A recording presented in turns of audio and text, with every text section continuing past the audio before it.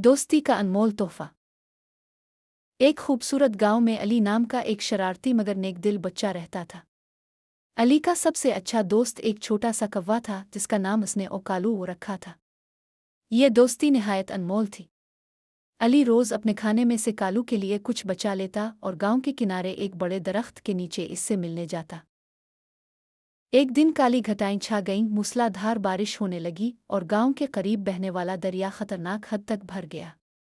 ये दिन आम दिनों जैसा न था। अचानक अली को खबर मिली कि एक मासूम बच्चा पानी में गिर गया है।